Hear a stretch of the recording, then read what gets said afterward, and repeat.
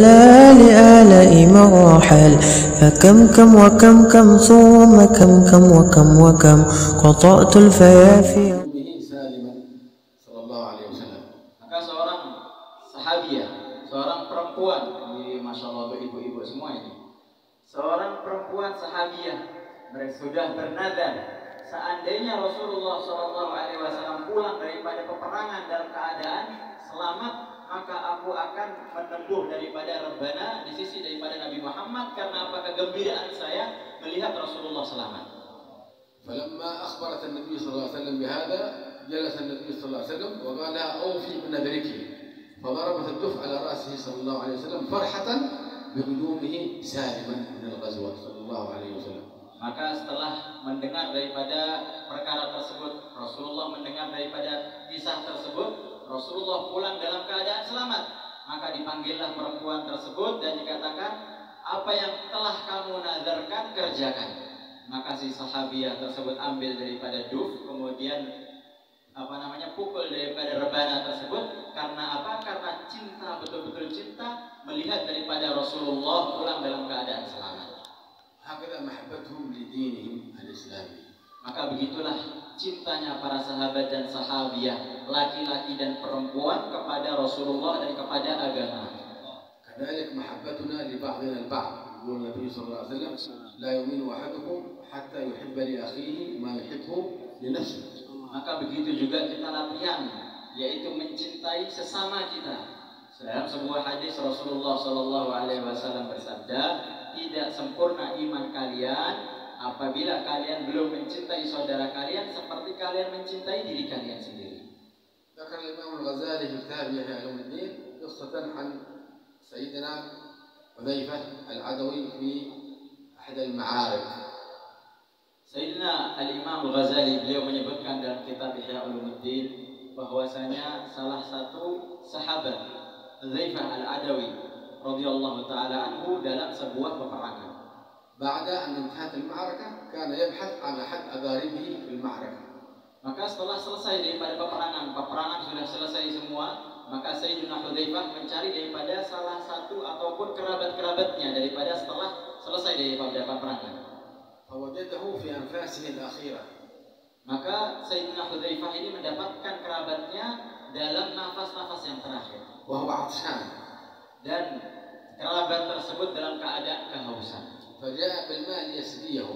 Maka Sayyidina Hudzaifah mengambil daripada air untuk memberikan air minum kepada kerabatnya tersebut. Fa idza muslim bi janbihi yasih. Maka ketika mau dituangkan, mau diberikan air tersebut kepada kerabatnya, ternyata ada satu orang muslim lagi mengucapkan air. Faqalu idhhab ila dhalika ar-rajul rubbama yakun a'shan akthar minni. Maka kemudian orang tersebut, kerabatnya tersebut mengatakan, walaupun dalam nafas terakhir, berikan air ini kepada saudaraku, berikan air ini kepada orang yang lain, mungkin dia merasakan kehausan yang lebih sangat daripada saya. فذهب إليه ليسقيه عندما أراد أن يسقيه فإذا برجل آخر يصيح جنبه.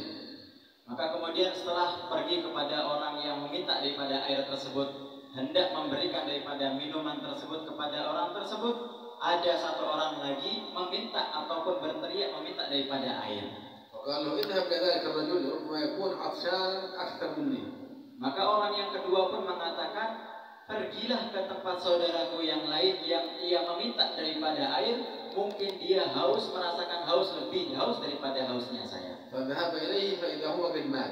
Maka ketika Sayyidina Hudzaifah pergi ke tempat orang yang ketiga yang meminta daripada air tersebut, sampai di tempat itu ternyata sahabat tersebut sudah meninggal.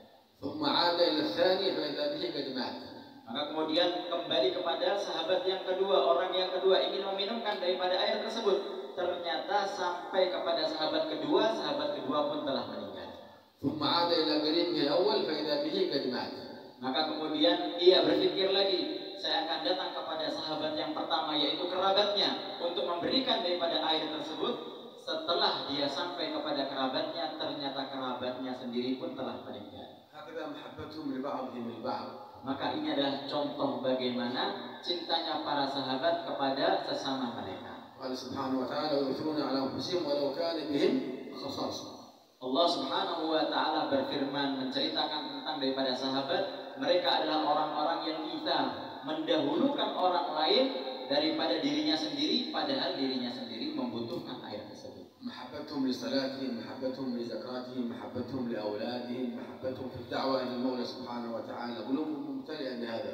Maka para sahabat radhiyallahu taala anhum begitu cinta kepada salat, begitu cinta kepada salawat, begitu cinta kepada zakat, begitu cinta kepada anak-anaknya, begitu cinta dengan dakwah, dengan mengamalkan daripada apa yang telah disabdakan oleh Rasulullah SAW. محبتهم لصلاتهم يضحون بأوقات راحتهم، يضحون بالنوم من أجل أن يصلوا في المساجد.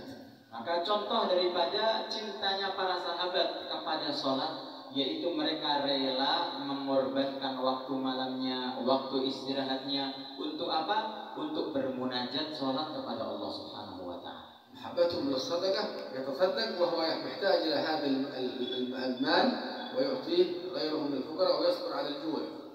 Kemudian cintanya para sahabat dengan sedekah, yaitu para sahabat rela mengorbankan daripada hartanya untuk disedekahkan, padahal para sahabat membutuhkan daripada uang tersebut, membutuhkan daripada harta tersebut, bahkan rela bersabar dengan kelaparan. وأعظم ركن من أركان الإسلام على الشهادتين هي الصلاة. Dan perkara yang paling mulia, yang paling tinggi dalam rukun Islam setelah daripada syahadat, yaitu apa? As-salat. لا يفرطون في الصلاة جماعة في المسجد. Maka usahakan kita semua yang hadir malam ini jangan sampai kita lemah ataupun lalai ataupun malas-malasan untuk kita sholat datang berjamaah di masjid. بل بلغ ببعضهم مع وجود عذر الجمعة والجماعة، مع ذلك يذهب إلى المسجد ويتكلف الذهاب إلى المسجد مع وجود المشقة. Bahkan kita dengarkan beberapa orang-orang soleh, walaupun mereka ini uzur, walaupun mereka ini boleh tidak sholat jamaah, tidak sholat Jumat, tapi mereka begitu semangat pergi ke masjid untuk melaksanakan daripada sholat Jumat, begitu juga untuk melaksanakan daripada sholat jamaah. رجل صالح اعتاد الصلاة في المسجد، وفي يوم من الأيام كانت هناك أمطار غزيرة. Beliau menceritakan ada seorang soleh. Orang soleh ini selalu terbiasa sholatnya di masjid. Suatu ketika, waktu itu ketika sudah berkumandang azan, ternyata turun daripada hujan yang sangat lebat. والعذر موجود، لأن من أعذار جمع الجماعة المطر الغزير، وكذلك عندما تمتلئ الشوارع بالمياه والوحل. Maka perkara tersebut ketika turun daripada hujan, sebetulnya uzurnya ada. Kenapa? Karena hujan. Termasuk daripada uzur kita tidak sholat di masjid adalah hujan dan air menggenang di jalanan, kemudian lumpur banyak, maka itu termasuk daripada uzur daripada kita tidak sholat di masjid. ولكنه يحب الله ورسوله وقلبه معلق بالمساجد. Tapi orang soleh tersebut adalah orang yang betul-betul cinta kepada Allah Subhanahu wa taala dan cinta kepada Rasulullah, juga hatinya cinta ataupun bergantung kepada masjid. فخرج إلى المسجد. Maka walaupun dengan penuh hujan, penuh daripada becek, si orang soleh tersebut tetap berangkat ke masjidnya Allah. عندما وصل قرب المسجد زلقت رجله فسقط على الأرض. Maka setelah jalan ke masjid, mau dekat daripada masjid, sudah mau sampai masjid, ternyata terpeleset dan jatuh. واتسخت ثيابه وعاد إلى البيت واستبدل الثياب. Maka kemudian orang soleh ini melihat bajunya sudah kotor, jatuh, kemudian balik dulu ke rumah untuk mengganti daripada baju yang baru. وخرج مرة ثانية إلى المسجد. Maka kemudian orang soleh tersebut nggak duduk di rumah, tapi ganti baju berangkat lagi ke masjid. بعدما وصل قرب باب المسجد زلقت رجله وسقط على الأرض واتسخت ثيابه. Nah, kemudian berangkat lagi ke masjid. Sudah dekat daripada masjid, bentar lagi sudah mau nyampe masjid, ternyata kepleset lagi. Kepleset lagi, akhirnya kotor lagi daripada bajunya. عاد إلى بيته واستبدل ثيابه. Maka kemudian ini dah kedua kali terpleset. Balik ke rumah, tapi ini orang soleh. Orang soleh ini pengennya sholat di masjid dekat sama Allah. Enggak duduk di rumah, berangkat lagi ke masjid. خرج مرة ثالثة إلى المسجد. Maka berangkat ke masjid untuk ketiga kalinya lagi. وعندما وصل قرب باب المسجد كاد أن يسقط فإذا برجل يأخذ بيده ويوصله إلى المسجد.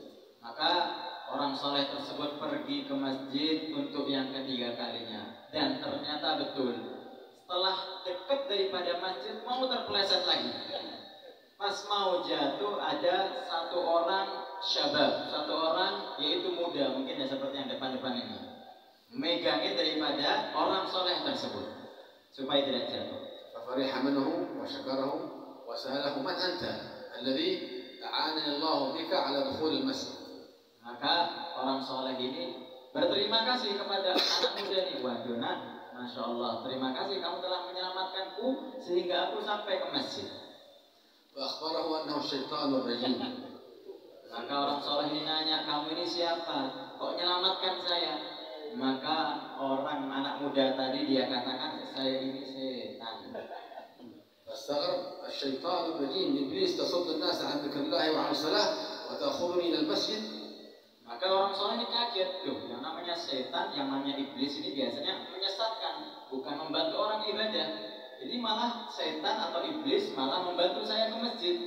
لماذا تساعدني؟ Maka bertanya orang soleh ini kepada setan tersebut, kenapa kamu kok membantu saya? فأخبره إبليس أنه عندما سقط في المرة الأولى غفر الله له ولأهل بيته. Maka iblis tersebut yang menjelma tersebut dia katakan, wahai orang soleh, sesungguhnya jatuhnya kamu, terplesetnya kamu di kali yang pertama, asbab daripada itu Allah ampuni semua dosa-dosamu dan semua daripada dosa keluargamu. وعندما سقط في المرة الثانية غفر الله له ولأهل بلده. Maka kemudian ketika kau jatuh yang kedua kalinya, kotor lagi badannya, kotor lagi daripada bajunya, Allah Subhanahu wa Ta'ala telah mengampuni semua dosa-dosa orang yang ada di kampung kamu. وخاف إبليس أنه سقط في المرة الثالثة أن يغفر الله له ولجميع المسلمين. Maka iblis ini takut kalau jatuh lagi ketiga, kotor lagi bajunya, sehingga Allah Subhanahu wa Ta'ala akan ampuni dosa-dosa semua orang muslim. نعوذ بالله من الشيطان الرجيم. Kita مسلم. وتحب الدنيا. Maka Nabi Isa katakan, kamu ini seorang pembohong, seorang pembohong, dan kamu tidak cocok untuk menemani daripada para anbiya, tidak cocok menemani daripada Nabiullah. محبة الدنيا رأس كل خطيئة. قال سيدنا عيسى خذ الذهب كله لك لأنك تحب الدنيا والدنيا لا تساوي جناح بعوضة.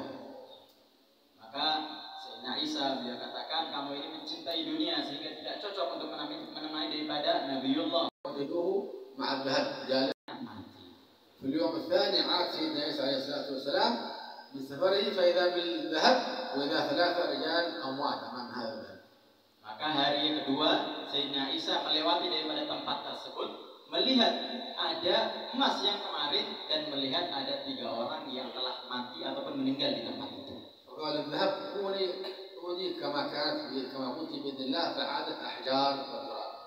Maka kemudian Nabiullah Isa alaihi salam berkata, wahai emas, jadilah kamu tanah seperti semula. Maka jadilah yang tadinya emas menjadi tanah lagi seperti semula. هذا حال من أحب الدنيا. Maka ini adalah contoh keadaan bagi orang yang terlalu cinta dengan dunia. إذا أردنا أن نحب فنحب الله ورسوله. Maka kalau kita semua ini ingin cinta, maka cintalah kepada Allah dan Rasulullah Sallallahu Alaihi Wasallam. نحب ديننا الإسلامي. Mencintai daripada agama kita, yaitu agama Islam. نحب والدينا. Mencintai daripada kedua orang tua kita. نحب أرحامنا. Begitu juga mencintai daripada kerabat-kerabat kita, silaturahim kepada mereka. نحب جيراننا.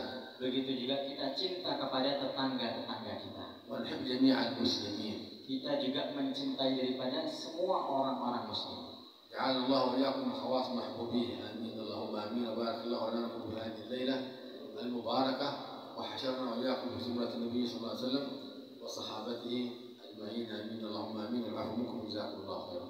Terakhir beliau mendoakan untuk kita semua, semoga kita semua mendapatkan cinta Nabi Muhammad Sallallahu Alaihi Wasallam. Begitu juga kita dapat berkumpul dengan Sayyidina Muhammad Sallallahu Alaihi Wasallam nanti di surga. Amin Allahumma amin.